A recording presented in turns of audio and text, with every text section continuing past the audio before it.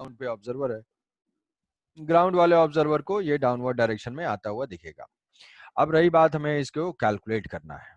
अब कैलकुलेट करने के लिए तो इक्वेशन लिखना पड़ेगा। थोड़ा सा फोकस जो है इंक्रीज करोगे और मेंटेन करोगे। क्वेश्चन में रिक्वायर्ड है, क्वेश्चन में रिक्वायर्ड है, दिमाग चलाना पड़ेगा।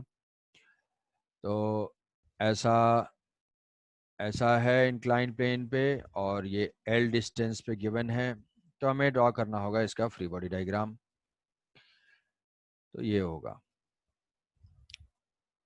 दिया हुआ है कि यहाँ से इसकी डिस्टेंस जो है वो एल है। तो पूछा कि find the time when this small block will collide with the incline plane. ये जो बिगर इंक्लाइन प्लेन है ये जो है फिक्स्ड है, ये फिक्स्ड है, ये मूव नहीं कर सकता है, ये मूव कर सकता है capital M and small m. तो हम क्या करेंगे, फ्री बॉडी डायग्राम ड्रॉ करते हैं।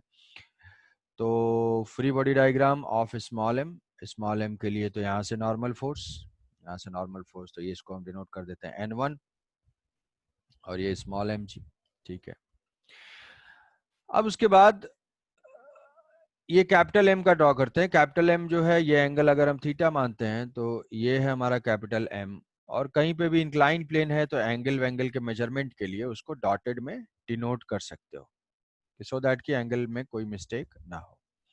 तो ये है थीटा। तो यहाँ से जो कैपिटल एम जी है, capital M g vertically downward direction में है। यहाँ से हमने कितने पॉइंट से कॉन्टैक्ट रिमूव किया इसका, ये स्मॉल ब्लॉक के साथ और ये बिगर प्लेन के साथ।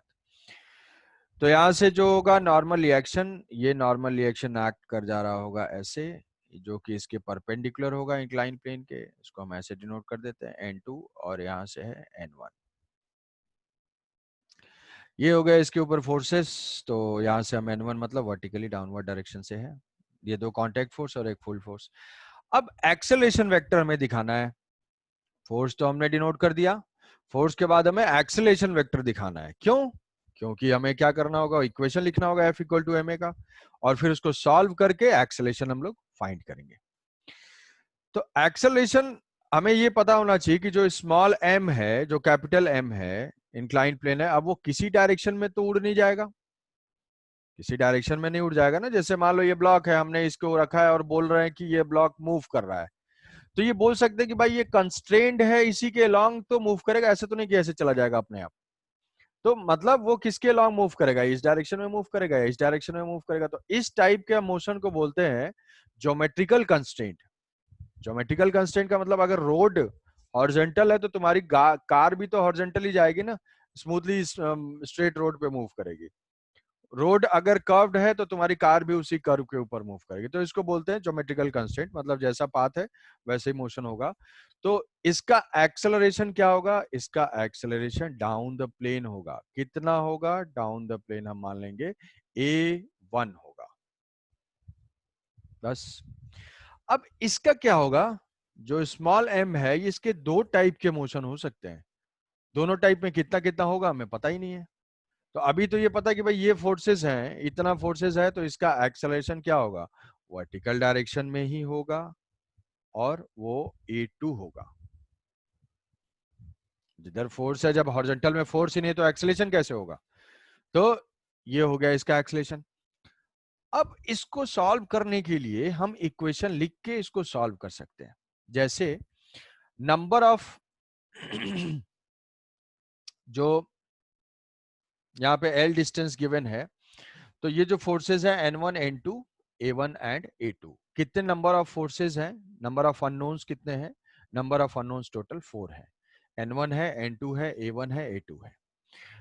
नंबर ऑफ इक्वेशंस हमेशा नंबर ऑफ अननोन्स के बराबर होने चाहिए। तो नंबर ऑफ इक्वेशंस कितने हम लिख सकते हैं, नंबर ऑफ इक्वेशंस हम लिख सकते हैं यहाँ से दो इक्वेशन, एक इसके हॉरिजॉन्टल के लिए, एक वर्टिकल के लिए, एक इसके हॉरिजॉन्टल के लिए, एक वर्टिकल के लिए। तो हर ब्लॉक के लिए दो दो equation, total 4 equations, 4 unknown solve होगा।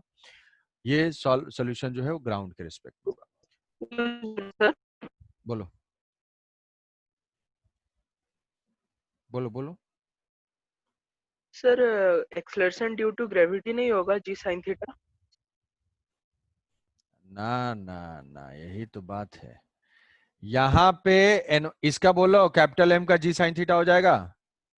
शाबाश यस सर। शाबाश शाबाश, अच्छा किया कि तुमने बता दिया। ऐसा कभी नहीं होगा। क्या सिर्फ mg साइन थीटा ही फोर्स है डाउन द प्लेन? क्या ऊपर से n1 भी एक्ट कर रहा है ना? तो डाउन द प्लेन कितना यस हो सर। जाएगा? n1 plus mg sine theta. तो क्या mg से ज्यादा होगा? mg साइन थीटा से ज्यादा फोर्स है तो यस एक्सेलेरेशन भी क्या होगा? उससे ज्यादा होगा। समझे? ये अच्छा कंफ्यूजन है, ऐसा कभी नहीं होगा। ये n1 यस है। सर। तो तो हम क्या करेंगे? यस मैं क्वेश्चन को सॉल्व करेंगे। क्वेश्चन को सॉल्व करना है, स्यूडो फोर्स में दिया है तो मतलब स्यूडो फोर्स अप्लाई करने के लिए कि यहां से अगर ऑब्जर्वर है, ऑब्जर्वर क्या कर रहा है? कोई ऑब्जर्वर यहीं पे बैठा हुआ है, वो ऑब्जर्व कर रहा है। अब ये ऑब्जर्वर जब कैपिटल एम के ऊपर से ही ऑब्जर्व करेगा, मतलब फ्रेम ऑफ रेफरेंस ऑफ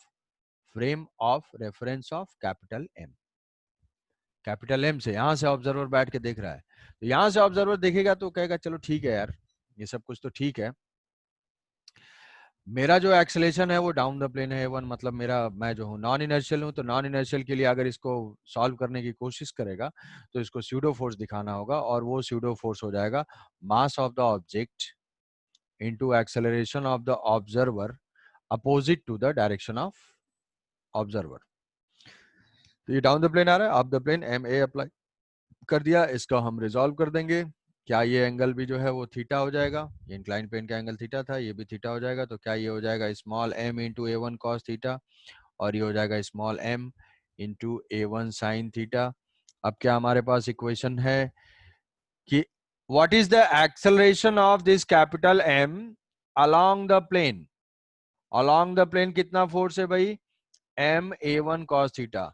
तो for with respect to capital M, क्या ये हम लिख सकते हैं कि अगर इसको x डायरेक्शन लेते हैं और इसको y डायरेक्शन लेते हैं, x direction and y direction, तो ये हो जाएगा मास इनटू एक्सेलरेशन, जो net force A1 cos theta is equal to mass of the object into acceleration in x direction. ये कैंसिल आउट हो जाएगा। जो इस ब्लॉक का एक्सेलरेशन होगा वो होगा A1 cos थीटा, और वर्टिकल डायरेक्शन में क्या होगा एक्सेलरेशन? वर्टिकल डायरेक्शन के लिए A2 हमने एज्यूम किया है, तो भाई A2 लिख लेते हैं चलो। तो A2 हो जाएगा mg minus m A1 sine theta plus sorry minus n1 is equal to m into A2। ये तो इक्वेशन लिख लिया। अब इसमें n1 भी अननोन है, A1 A2 दोनों ही अननोन है। क्या अभी हम फाइंड कर सकते हैं? एक तो इक्वेशन ये हो गया हॉरिजॉन्टल के लिए इस ब्लॉक के लिए, दूसरा ये वर्टिकल के लिए, ये स्मॉल m लिख लिया। अब फॉर कैपिटल M, ये फ्रेम ऑफ रेफरेंस है M। अब नेक्स्ट इक्वेशन ये फॉर मतलब फ्रेम ऑफ रेफरेंस है, equation for capital M। Capital M की इक्वेशन क्या है? कैपिटल M के लिए net force along the plane, सोचो सोचो जल्दी। Net force along the plane n1 plus capital mg का साइन कंपोनेंट, किसी को डाउट? ये फोर्स है, इसको हम रिजॉल्व करेंगे, ये साइन थीटा और ये हो जाएगा कॉस थीटा। तो हम यहाँ से इक्वेशन लिखेंगे n1 प्लस कैपिटल mg, ये डाउनवर्ड डायरेक्शन में है, sine theta is equal to mass है इसका कैपिटल M इंटू एक्सेलरेशन है A1। ये equation number 3। Perpendicular to the plane के लिए इक्वेशन क्या होगा? परपेंडिकुलर टू द प्लेन, क्या परपेंडिकुलर टू द प्लेन का इक्वेशन हो जाएगा n2 is equal to n1 plus, थोड़ा पेशेंस, mg cos थीटा। कई तो घबरा रहे होंगे सर क्या चल रहा है, ये ज्यादा हो रहा है, मैं तो वन लाइन क्वेश्चन करता हूँ केवल। n2 is equal to n1 plus mg cos theta. ठीक है, ये दो इक्वेशंस हैं। अब यहां से क्या A1 की वैल्यू A2 की वैल्यू को फाइंड किया जा सकता है? A1 और A2 स्यूडो फोर्स, इसके रिस्पेक्ट में एक चीज सॉरी, इसमें एक गड़बड़ हो गई। जो हमने फ्रेम ऑफ रेफरेंस इसके रिस्पेक्ट में, frame of reference capital M के रिस्पेक्ट में हम सॉल्व कर रहे हैं, तो कैपिटल M के रिस्पेक्ट में ऑब्जर्वर यहाँ पे है, इस ऑब्जर्वर के रिस्पेक्ट में ये ब्लॉक कैसे मूव करेगा? ओनली प्लेन के लॉन्ग, मतलब वो ऑब्जर्व करेगा वर्टिकल एक्सेलरेशन क्या होगा उसके लिए? 0। तो उसके लिए जब वर्टिकल एक्सलेशन 0 होगा तो ये वाला टर्म a2 की वैल्यू क्या हो जाएगी? अगर frame of reference of m देखेंगे, क्या ये वाला टर्म 0 हो जाएगा? Yes yes, sir. कि जब वो ब्लॉक, जब ऑब्जर्वर उसी प्लेन पे है तो उसके लिए तो ब्लॉक इसी डायरेक्शन में जाएगा ना, डाउनवर्ड डायरेक्शन में तो जाएगा नहीं। तो डाउनवर्ड डायरेक्शन में उसके रेस्पेक्ट में a2 की वैल्यू क्या होगी? 0 होगी। उसके रेस्पेक्ट में a2 की वैल्यू 0 होगी, तो हमें फाइंड करना है क्या? हमें फाइंड करना है टाइम। टाइम फाइंड करने के लिए चाहिए उसका एक्सेलरेशन। एक्सेलरेशन क्या है? एक्सेलरेशन है इसका a1 cos थीटा। एक्सेलरेशन है a1 cos थीटा, तो यहाँ से फाइंड करना है a1। इससे a1 हम फाइंड कर सकते हैं, बट यहाँ पे है n1। क्या n1 की वैल्यू को फाइंड किया जा सकता है? n1 is equal to this much, इस इक्वेशन से, from equation 3, n1 is equal to m capital M a1 by sine theta minus capital mg। ये हुआ इक्वेशन 5। इस इक्वेशन 5 को हम यहाँ पे पुट कर देंगे n1 की वैल्यू को। तो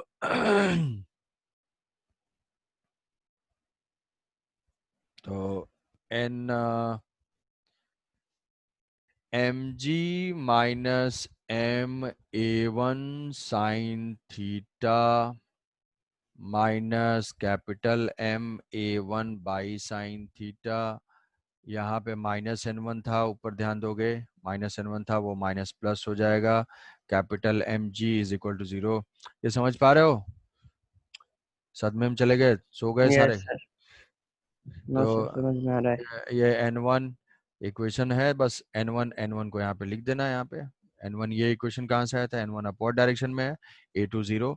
तो minus m1 sign theta minus n1, तो m a1 sine theta minus n1, minus किया यहाँ माइनस, और ये हो जाएगा प्लस। तो अब यहाँ से a1 कॉमन ले लेंगे, तो ये देखो capital small m g plus capital M g add हो रहा है, ये दोनों टर्म्स इंटू जी। और यहाँ से देखो a1 कॉमन ले लिया, a1 हो गया m small m sign theta plus capital M by sine theta. क्या यहाँ से a1 की वैल्यू हो गई?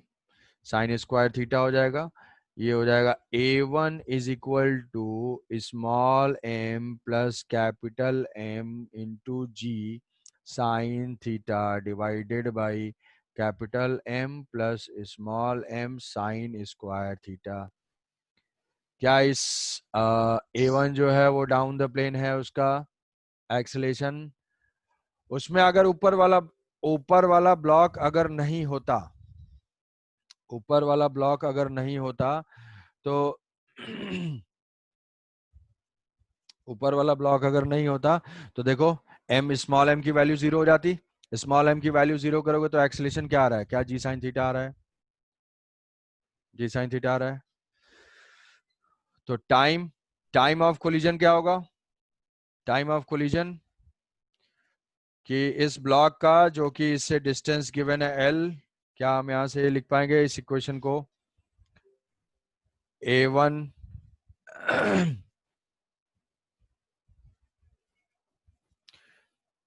जो डिस्टेंस गिवन है प्लेन के साथ, डिस्टेंस प्लेन के साथ गिवन है, हमें फाइंड करना है उसका टाइम। तो l s is equal to u t plus half A T square. Acceleration कितना है? एक्सलेशन है इसका, acceleration of block with respect to plane, क्या याद आ रहा है? वो ए बी कॉस थीटा है। तो यहाँ से पुट कर देंगे l is equal to half a1 cos theta. अरे याद करो, ये ब्लॉक था ना, ये था हमारा था एम a1 अप्लाई किया था तो ऐसे और ऐसे आया था, ये थीटा था। तो ये a1, ये क्या आया था? Yes a1 sir. cos theta. तो half a1 cos theta into half A T square. तो जो टाइम होगा, this time is equal to square root of 2l divided by a1 cos theta. तो a1 की ये मासूम वैल्यू को हम यहाँ पे पुट कर देंगे, जो यहाँ आया है a1 को पुट करेंगे तो छोटा सा आंसर आ जाएगा हमारा टाइम से रिलेटेड। तो टाइम को कैलकुलेट करने में बहुत टाइम लग गया। 2l डिवाइडेड बाई ये है sine theta cos theta small m plus capital M, जी है, साइन थीटा भी है, कॉस थीटा भी है, सब कुछ अवेलेबल है। ये capital M plus small m sine square theta. क्या ये समझ में तो नहीं आ गया? समझ पाए? Yes sir. किसी कोई डाउट बताओ, देख लो। ग्राउंड के रिस्पेक्ट में करेंगे तो अननेसेसरी हमारा एक वेरिएबल जो है वो बढ़ जा रहा था। अगर हम इसके रिस्पेक्ट में ऑब्जर्व कर रहे थे तो हमारा एक वेरिएबल कम हो गया, टेंशन कम हो गई। जितने कम वेरिएबल उतनी कम टेंशन। बट इसके रिस्पेक्ट में करने से a2 0 हो गया, हमारा इक्वेशन रिलेटिवली आसानी से सॉल्व हो गया। कोई तो सोच रहे होंगे क्या बात कर रहे हो, ये तो आसान है। ये आसान है तो फिर मुश्किल क्या है? आप ग्राउंड के रिस्पेक्ट में अगर चाहो तो एक बार ट्राई कर सकते हो सीखने के लिए। आई सर बात? ग्राउंड के रिस्पेक्ट में करने से कौन सा वेरिएबल ऐड होगा? ग्राउंड के रिस्पेक्ट में करेंगे तो ग्राउंड के रिस्पेक्ट में इस ब्लॉक के दो एक्सेलेरेशंस हैं, a2 भी है और इसके लॉन्ग भी है। a2 भी है और a1 भी है, तो यहाँ पे a2 जो है हमारा 0 नहीं होगा। ठीक है। Yes sir. तो इसलिए ग्राउंड के उसके रेस्पेक्ट में स्यूडो फोर्स के रेस्पेक्ट में थोड़ा सा रिलेटिवली इजी हो गया। तो मल्टीपल अगर 2-3 कंपोनेंट्स मूव कर रहे हैं, जैसे लिफ्ट वाला एग्जांपल भी दिया था लास्ट क्लास में, अगर मूविंग पार्ट है 2-3 तो हमेशा हम किसी रेस्पेक्ट में सॉल्व करना इजी होता है। अब जब एक्सेलेरेशन वाली बात होगी, रेस्पेक्ट में जाएंगे, नॉन इनर्शियल हो जाएगा, तो ऐसे केस में हमें स्यूडो फोर्स अप्लाई करना पड़ेगा। जैसे फॉर एग्जांपल एक और क्वेश्चन, ये इंक्लाइन प्लेन है और ये ब्लॉक है और ये है स्मॉल एम, ये है कैपिटल एम। ये स्मूथ सरफेस पे प्लेस्ड है और यहाँ से फोर्स अप्लाइड है। Find F for which small m does not move with respect to capital M. All surfaces are smooth. सारे सरफेस जो है स्मूथ है। ये भी स्मूथ है, ये भी, कहीं पे भी कोई फ्रिक्शन नहीं है। तो हमें कितना फोर्स अप्लाई करें सो दैट कि ये स्मॉल एम जो है वो इसके रिस्पेक्ट में मूव ना करे, कैपिटल एम के रिस्पेक्ट में मूव ना करे, रेस्ट में रहे। ये है मान लिया थीटा। तो अब इसमें क्या है कि इसमें ये सारे हम मान लेंगे कि इतना फोर्स अप्लाई कर रहे हैं जिससे कि ये एक साथ जा रहा है, एक साथ मूव कर रहा है। एक साथ मूव कर रहा है तो हम क्या करेंगे, इसको एक साथ सिस्टम ले लेंगे, सारा एकदम फिक्स है, बिल्कुल कोई मूवमेंट नहीं है। तो इसका जो है कॉमन एक्सेलेरेशन फाइंड कर लेंगे। क्या ए की वैल्यू लिख पाएंगे? हाँ, ए की वैल्यू लिख देंगे। कितना? Net force divided by mass, ये हो जाएगा net force divided by m plus capital M. अब यहाँ से अगर कोई ऑब्जर्वर ऑब्जर्व करता है, इस प्लेन पे कोई ऑब्जर्वर है, वो इस स्मॉल एम को देखेगा तो ये स्मॉल एम इक्विलिब्रियम में दिखेगा। उसको इक्विलिब्रियम में दिखेगा तो बताएगा कि भाई इसके ऊपर नेट फोर्स तो 0 होना चाहिए। तो ये कहेगा कि अच्छा ठीक है, फ्री बॉडी डायग्राम ड्रॉ करता है। फ्री बॉडी डायग्राम ड्रॉ करता है। ये फ्री बॉडी डायग्राम किसके रिस्पेक्ट में है? Frame of reference of capital M. Capital M के फ्रेम से अगर हम ड्रॉ करें इसका फोटो, तो इसका फोटो कुछ ऐसा बन जाएगा। स्मॉल एम जी जो है वर्टिकली डाउनवर्ड डायरेक्शन में होगा, यहाँ से जो है नॉर्मल रिएक्शन यहाँ होगा। एन और एम जी है, ये तो ग्राउंड के रेस्पेक्ट में है, हम इसके रेस्पेक्ट में सोच रहे हैं। तो ये अप्लाई करना सीख गया है स्यूडो फोर्स, तो ये स्यूडो फोर्स अप्लाई कर देगा एम ए। तो ये एंगल अगर थीटा है, इसको रिजॉल्व करेंगे, क्या ये आ जाएगा? क्या ये एम जी टैन थीटा होगा और ये एम जी कॉट थीटा? ये क्या हो जाएगा? क्या ये एम जी कितना होगा? ये एंगल थीटा है, ये 90 है, तो ये 90 माइनस थीटा होगा, तो क्या ये थीटा हो जाएगा? तो परपेंडिकुलर टू द प्लेन क्या हुआ? M g cos theta. Parallel to the plane क्या हुआ? एम जी साइन थीटा। इस एम ए है, एम ए को भी रिजॉल्व करना होगा along the plane perpendicular to the plane. तो ये है थीटा, क्या ये एम ए कॉस थीटा होगा और ये क्या होगा? M a sine theta. अब थोड़ा ध्यान से इसमें देखोगे कि अगर ये इक्विलिब्रियम में है, ये ब्लॉक इंक्लाइन प्लेन पे इक्विलिब्रियम में है, तो अलोंग द प्लेन दो फोर्सेस एक्ट कर रहे हैं, M ji sine theta down the plane और M A cos theta up the plane. तो M ji sine theta up the plane और डाउन द प्लेन है, तो अगर सपोज कि हम ज्यादा फोर्स अप्लाई कर देते हैं, ज्यादा फोर्स अप्लाई कर देंगे, ऐसे ऐसे ज्यादा फोर्स अप्लाई कर देंगे, तो ज्यादा फोर्स अप्लाई करने से कौन सी वैल्यू बढ़ जाएगी? एक्सेलेरेशन की वैल्यू बढ़ जाएगी। जब एक्सेलेरेशन इंक्रीज हो जाएगा तो एम ए की वैल्यू इंक्रीज हो जाएगी और अप द प्लेन फोर्स बढ़ जाएगा, अप द प्लेन फोर्स बढ़ जाएगा। और ऐसे पुश करेंगे, कभी एक्सपीरियंस किया होगा तो ये क्या होगा, ये ऊपर से ऐसे नीचे गिर जाएगा। अगर कम फोर्स अप्लाई करेंगे तो एक्सेलेरेशन कम होगा, एम ए कॉस थीटा कम होगा, और फोर्स जब एम ए कम होगा तो एम जी साइन थीटा की वजह से ये नीचे स्लिप करेगा। मतलब इस पर्टिकुलर वैल्यू पे जहां पे दोनों बैलेंस कर रहे हैं वहां पे क्या होगा, m A cos theta is equal to m ji sine theta. ये एम एम कैंसिल आउट होगा, तो जो एक्सेलरेशन होगी उसकी वैल्यू आ जाएगी जी टैन थीटा। इसको बिल्कुल याद रख लेना है कि जब इंक्लाइन प्लेन पे अगर हम इक्विलिब्रियम की कंडीशन फाइंड करना चाहते हैं तो एक्सेलरेशन हमेशा हो जाएगा जी टैन थीटा, जी टैन थीटा। तो इस जी टैन थीटा को हम पुट करेंगे तो हमारा फोर्स, रिक्वायर्ड फोर्स क्या हो जाएगा, रिक्वायर्ड फोर्स जो कि हमें अप्लाई करना पड़ेगा वो ए की वैल्यू पुट कर दो, m plus M, small m plus capital M into a is equal to g tan theta. अब अगर ये जो फोर्स है, जो फोर्स एक्ट कर रहा है, अगर हमारा अप्लाइड फोर्स, अगर जो अप्लाइड फोर्स है that is more than F, then block will move, block will move up the plane, up the plane. क्या ये बात समझ में आ रही है? F applied less than F, तो block will move down the Down the plane, plane. Block will move down the plane. समझ गए? तो अभी Hitesh. Yes, sir. Yes sir.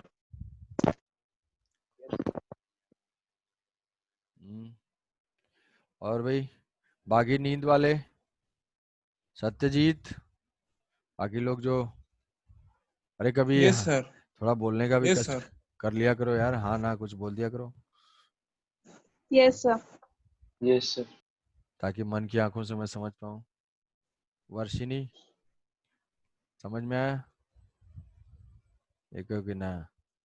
Hello, yes sir. ठीक है। तो सर थोड़ा देखना पड़ेगा। देखना पड़ेगा क्या? क्या देखना पड़ेगा बताओ?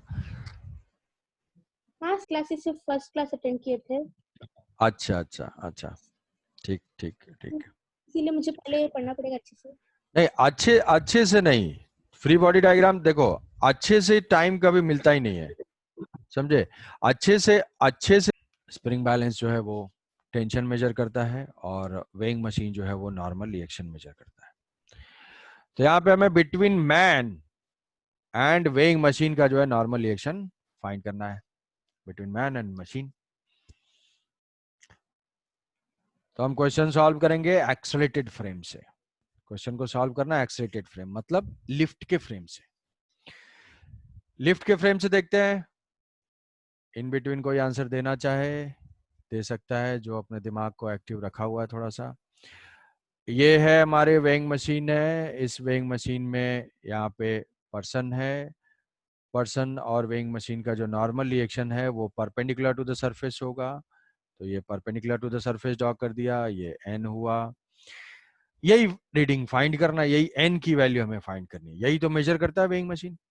तो ये n हुआ, पर्सन पे ऐड कर रहा है, और ये mg हुआ, mg की वैल्यू जो है गलती से यहाँ पे क्या है 50 kg का है, तो 500 हुआ, 500। अब यहां से हम ये किसके फ्रेम से सॉल्व कर रहे हैं, लिफ्ट के फ्रेम से, जो देख रहा है इसको, तो लिफ्ट के फ्रेम ऑफ रेफरेंस से ऐड करना होगा स्यूडो फोर्स। स्यूडो फोर्स कितना हो जाएगा? स्यूडो फोर्स कितना होगा भाई? m इंटू ए 50 इंटू, -100। हाँ ये जो है 100 हो जाएगा -100 सर। अपवर्ड डायरेक्शन में, और ये है नॉर्मल रिएक्शन, तो ये है 37 डिग्री। हमें रीड करना है n, तो देखो क्या यहाँ से इसको रिजॉल्व कर पाओगे?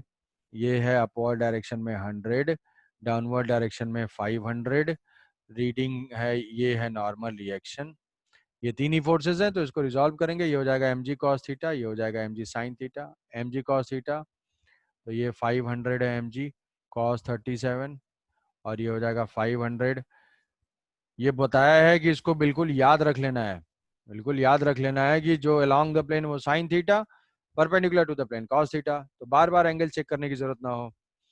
तो यहाँ से आंसर 320 n होगा।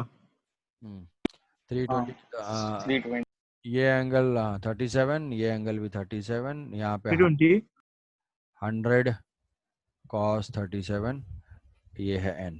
अब इक्वेट कर देंगे 100 cos 37 और ये इधर से 500 cos 37 है, तो नेट जो नॉर्मल रिएक्शन की, इधर तो एक्सेलेरेटेड है नहीं, इसके रिस्पेक्ट में इक्विलिब्रियम है, तो क्या यहाँ से कॉम्प्लेक्स कैलकुलेशन जब करोगे तो तुम्हें समझ में आ जाएगा कि 400 cos 37 है, cos 37 कितना है 0.8, तो ये हो जाएगा 400 इंटू 0.8, तो n की वैल्यू आ जाएगी 320 न्यूटन।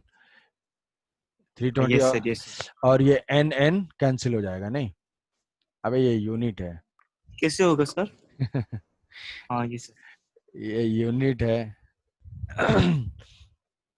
तो रीडिंग क्या हो जाएगी उसकी, या तो न्यूटन में हम बोलेंगे तो 320 न्यूटन बोलेंगे, या फिर केजी में क्या बताएगा वो, केजी में रीड करेगा कि 32 किलो का, 32 केजी का है वो, 32 केजी का मैन है। समझे? किसी कोई डाउट इसमें?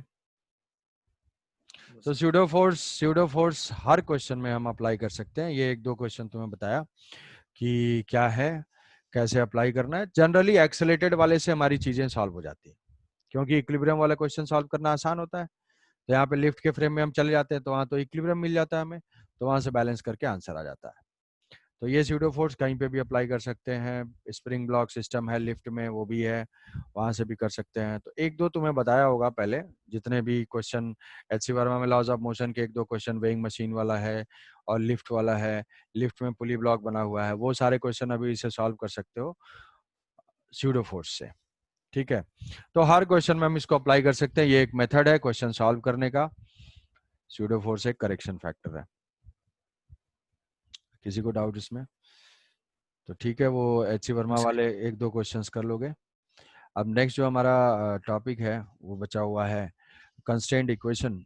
कंस्ट्रेंट इक्वेशन स्पेसिफिकली जो है वो कॉम्पिटिटिव एग्जाम के लिए, तुम्हारे बोर्ड से कभी इसका लेना देना नहीं है। कंस्ट्रेंट इक्वेशन या कंस्ट्रेंट मोशन बोल सकते हैं। कंस्ट्रेंट मोशन या कंस्ट्रेंट इक्वेशन या कंस्ट्रेंट रिलेशन, वो सब कुछ सेम है।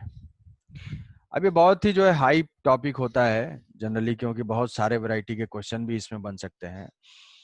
इसका सिंपल मीनिंग ये समझोगे कि भाई कंस्ट्रेंट रिलेशन और कंस्ट्रेंट इक्वेशन हम ऐसे डिफाइन कर सकते हैं, it is the equation which relates the motion of two moving objects, two or more then to. कहोगे ये क्या हुआ? ये हुआ कि एक ब्लॉक है, ये एक ब्लॉक है, इसका मास m1 है, इसका मास m2 है, ये जो है फोर्स अप्लाई करने की वजह से मूव कर रहे हैं दोनों। तो यहाँ पे हमने मान लिया a1 है, यहाँ पे है मान लिया a2 है, दो ऑब्जेक्ट है, दोनों के दो एक्सीलरेशन। बट ये जिस तरीके से कांटेक्ट में प्लेस्ड है उसके वजह से क्या होगा, ये दोनों एक साथ मूव करेंगे। एक अगर ये 2 सेंटीमीटर शिफ्ट हो रहा है तो उसके कांटेक्ट में वो भी है, वो भी 2 सेंटीमीटर ही शिफ्ट होगा। एक 10 मीटर पर सेकंड से जा रहा है तो दूसरे को भी साथ साथ ही जाना होगा। तो जब दोनों साथ साथ जा रहे हैं तो हम अपने कॉमन सेंस से ये चीज लिख लिया करते थे, a1 is equal to a2।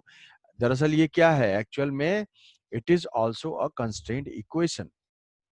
पता है कि भाई ठीक है दोनों एक साथ जा रहे हैं तो दोनों का एक्सेलरेशन सेम होंगे। आइडियली क्या है, दोनों का एक्सेलरेशन a1 a2 हम ले रहे हैं और उनमें जो इक्वेट करके हम लिख ले रहे हैं कि a1 is equal to a2 is equal to a, यही है कंस्टेंट इक्वेशन। तो किसी इस केस में तो बहुत आसान था जहां पे कि हमें कंस्टेंट इक्वेशन हम बता पा रहे हैं। बाकी सारे जो है कई जगह पे वो चीज मुश्किल है जहां उतना डायरेक्ट हम नहीं बता सकते। तो ऐसे केसेस के लिए हमारे पास कुछ मेथड है जिसको हम यूज करेंगे। तो उसमें दो तीन टाइप के हम कंस्ट्रेंट डिवाइड करेंगे, स्ट्रिंग कंस्ट्रेंट और पुली ब्लॉक कंस्ट्रेंट और रिजिड बॉडी कंस्ट्रेंट। तो ये तीन टाइप की हमारी कैटेगरी इसमें होगी। एक है स्ट्रिंग कंस्ट्रेंट, सेकंड जो है पुली ब्लॉक। तो किसी को कोई डाउट है तो नेक्स्ट में ज्वाइन करें, या नहीं है तो नेक्स्ट क्लास में ज्वाइन करेंगे। Fully block and rigid body. किसी ने कुछ कुछ किया क्वेश्चन वगैरह, डाउट है? नहीं? ठीक है, तो चलो फिर नेक्स्ट क्लास में ही करेंगे। नेक्स्ट क्लास में डाउट होगा तो फिर कल पूछना, कल के क्लास में के बाद रिज्वाइन कर लेंगे। आज इतना ही रखते हैं, ठीक है?